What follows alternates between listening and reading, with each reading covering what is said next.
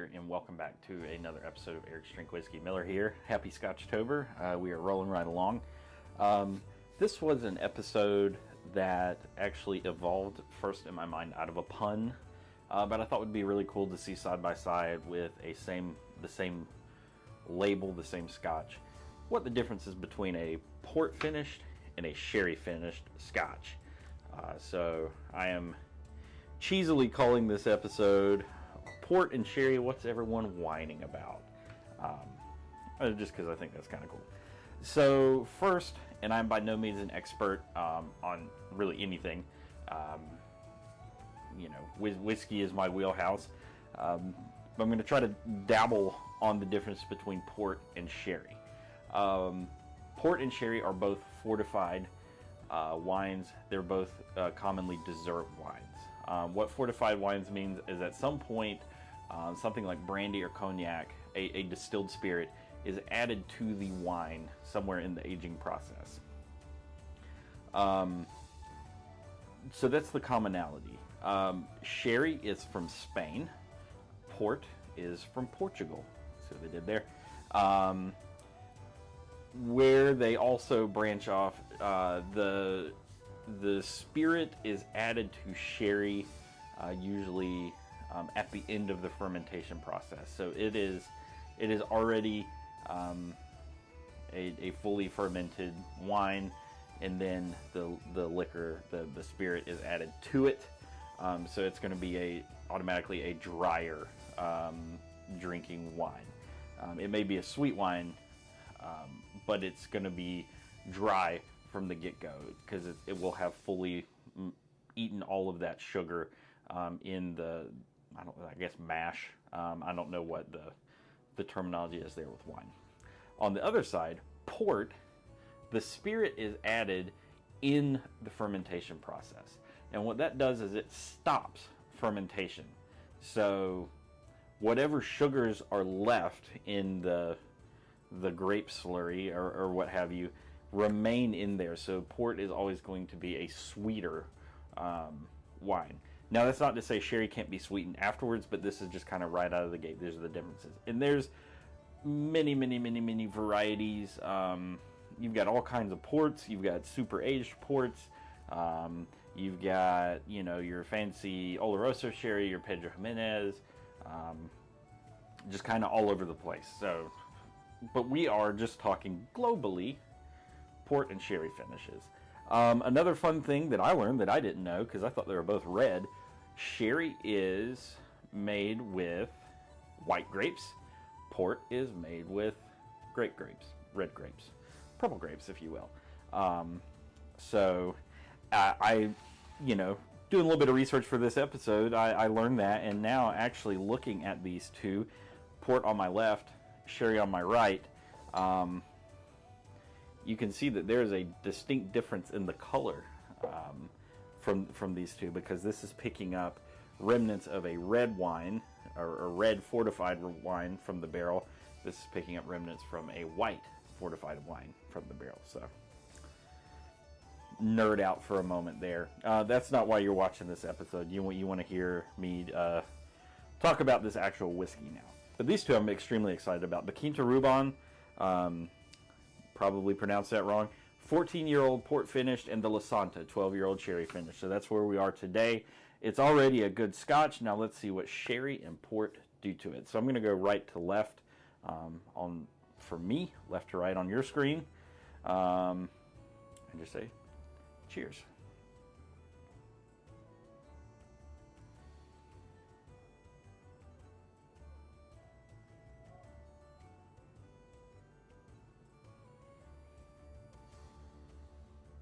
It's nice. You get like that dried fruit, raisiny. Definitely heavy on the dried fruit. A little bit of like baking spice in there.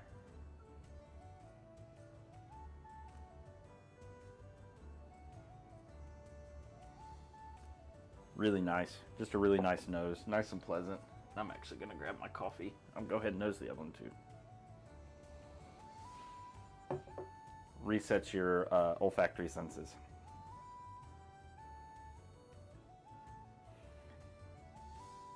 Ah, and the port. Oh, wow, that's completely different. Port, you get this port finish. You get kind of those deeper, think those deeper grapey notes. Dark, dark, dark stone fruit like cherries, plums.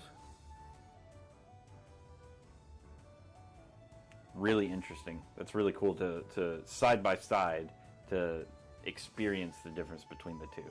So you're getting more of a dried fruit and spices. Think like a holiday mince pie, especially for my friends across the pond. On the port side, you're getting more of that dark, deep, dark fruitiness. So very excited. Let's drink these bad boys.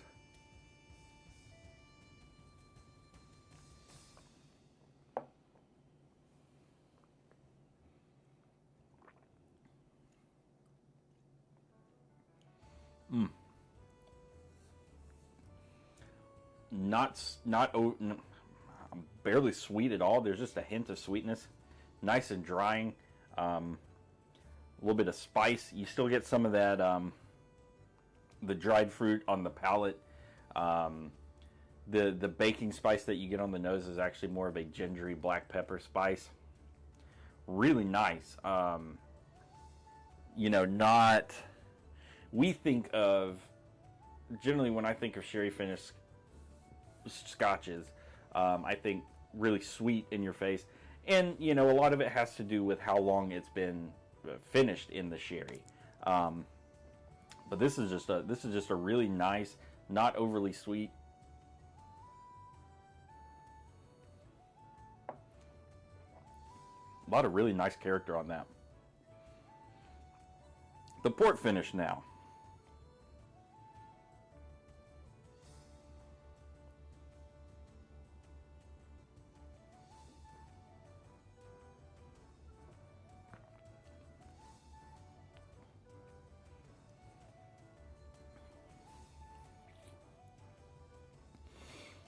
Again, it's kind of dominated by that just nice grapey flavor.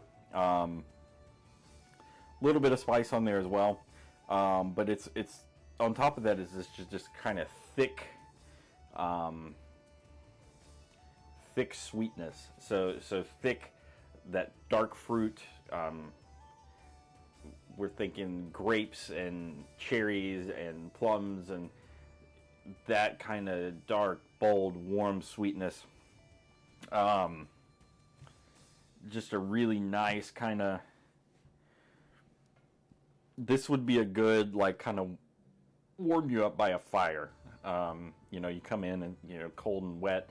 Pour a glass of this, sit by the fire, warm up nicely. It's just a nice, thick, enveloping flavor.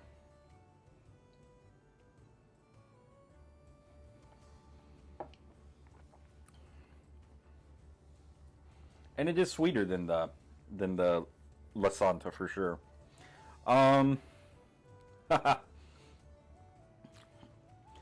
just caught note of the tasting notes on the back of this. La Santa, the sherry finish, spicy and rich whiskey, brings raisin intensity, toffee and spices. Well, I'm batting 100. And then the Quinta Ruban port cask finish, chocolate boldness, bold and velvety. I don't know that I get chocolate as much on this one. That's a note that I have a hard time tasting in Scotch.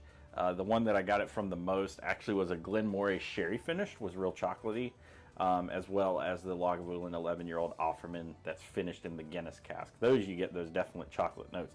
I don't.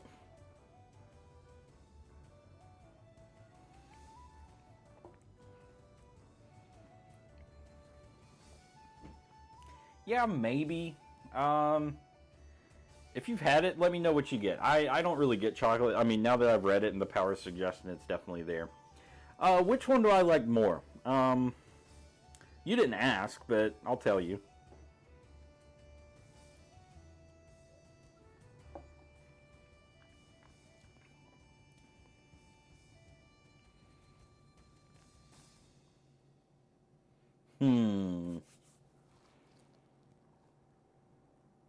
I like the Lasanta, and I'll tell you why.